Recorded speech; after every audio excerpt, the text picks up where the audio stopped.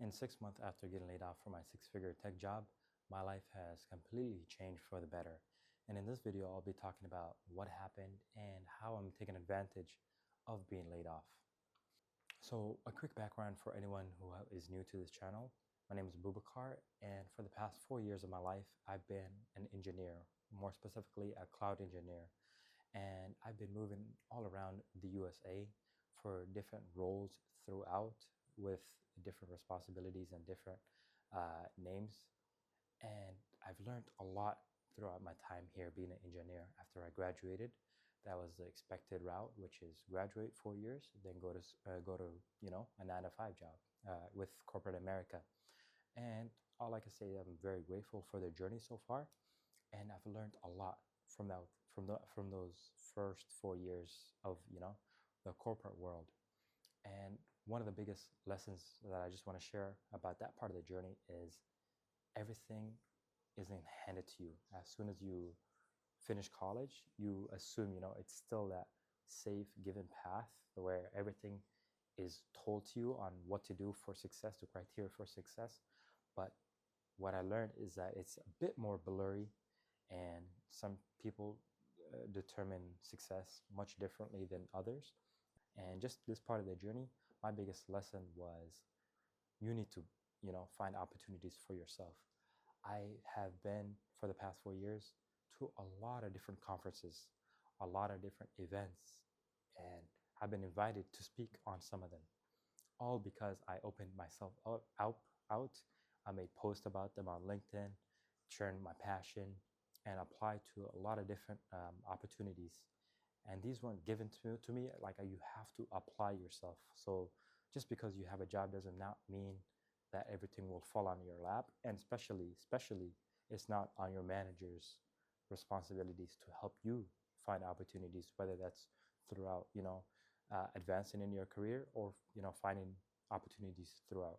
To make the short story, the story short, I've been moving around a lot, many different parts of America, from the East Coast to the West Coast to the Midwest. And I had another even upcoming move. And I, to be honest, wasn't feeling it, because after a certain number of years, moving takes a toll on you, on your body, and especially on your family. So you want to be close to your family. And I was not looking forward to the next move, which was upcoming again, all within the same company. As part of return to office mandates. And before that move happened, I got that, unexpected meeting invite. And I was working remote, by the way, for the last 2 years. And no, it was just with the manager, and it was just unexpected on a Wednesday morning. And boom, you're getting laid off with 50 other members. And most of the people that were getting laid off were also in a remote capacity. So I, to be honest, felt relief at first, because, to be honest, I didn't have the courage to make that type of jump, which was find another job or find another opportunity, because, to be honest, the role that I was in was amazing. My manager was amazing, my team was amazing, and I was working remote. And to be honest, it was like I mean, to be honest, if you're comfortable, there isn't really much for me to be uncomfortable about it. Basically, it wasn't like a horrible work environment or anything like that. So I was really happy with the role. So I didn't really want to leave that type of role, and that's why I've been staying for so long. Like, my managers have all been great throughout, and I really didn't have any complaints, right? Except some of the moves, which was just taking a bit of a toll on me. And even that, I was a bit, it was manageable.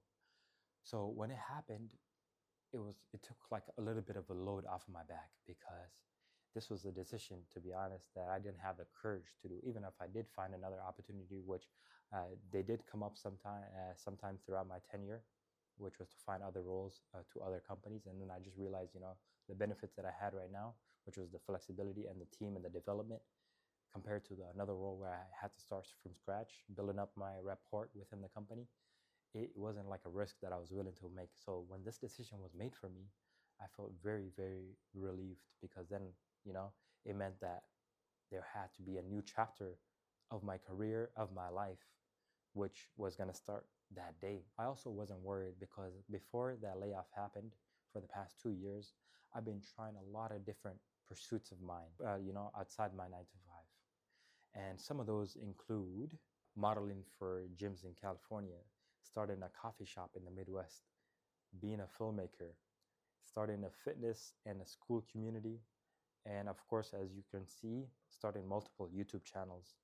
And the lesson from this is, while you're employed, you know, use that to supplement your passions and things that will help you, be a more well-rounded person, and hopefully, but the other thing is, you just need to find something that you're 100% passionate about. If that's your job, amazing.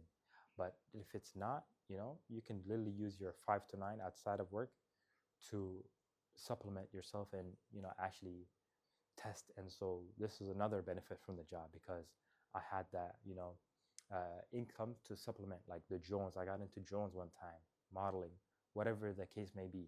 So that was another thing. So when that happened, that layoff happened, then I committed to myself. I said, you know what? All these passions that I've only been dedicating a couple hours a day, I can now dedicate it full time to whichever of these passions that I'm more interested in, whatever the time may be. And so for the next part, which is, what did I do after I got laid off? So 2 days after I got laid off, one of my biggest life event has happened in my life. And I have been super grateful ever since that life event happened. And since then, I've had my first Ramadan. For those who don't know, Ramadan is the month that Muslims fast throughout. And that entire month was the first time in 12 years where I didn't work for the entire month. So that whole month, I could dedicate it strictly to worshiping, and I could go to the mosque and to the masjids whenever I wanted, throughout every single day. I didn't miss a single day because of work or any other commitments that I had for the first time in 12 years. So that was a big, big extra benefit that I got from being laid off. Okay, moving forward, what else happened? I had a startup idea, right, for 4D holograms. And so I had time for like a couple weeks to dedicate myself into that. So I got into the world of 3D holograms. I saw one YouTube video talking about 4D holograms, and then I was like, what can we do with it? And it's still very new, so I decided to create a startup about 4D holograms that can be created by anyone, mass consumers, using multiple camera sources. And right now, only like high-end studios with 100 plus cameras are able to do it. And so I was just trying to make that to be more consumer friendly, that anyone can do it. And I can make a whole nother video about that startup. But let's just move forward. What else did I do? I tried to create an AI video marketing agency, right?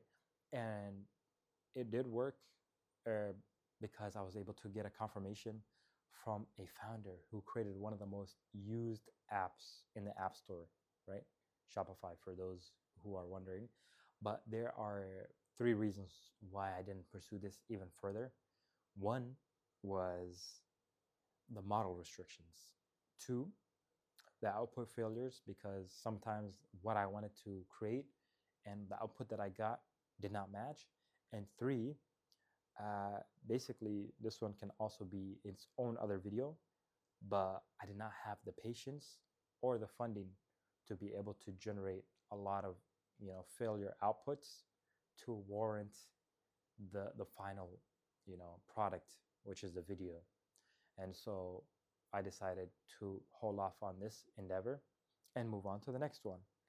Then I took a break, went to California and had a family wedding, and I was able to take some great quality time with family.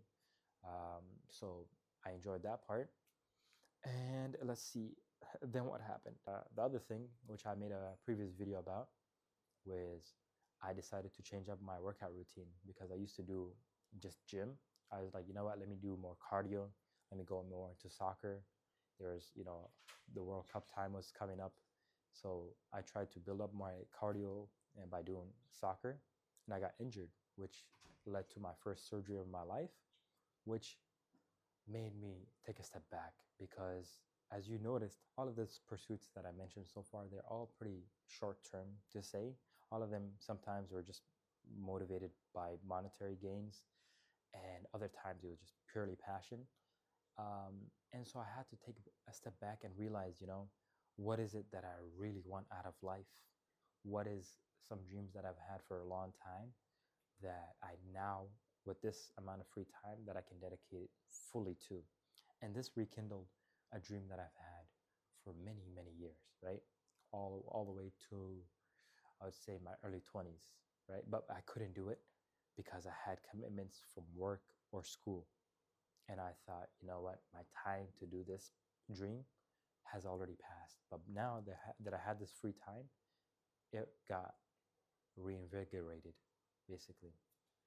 And this dream is a dream that would help me in the short term, but also many decades later, right? Maybe for the rest of my life, right? This dream would allow me to connect with new people.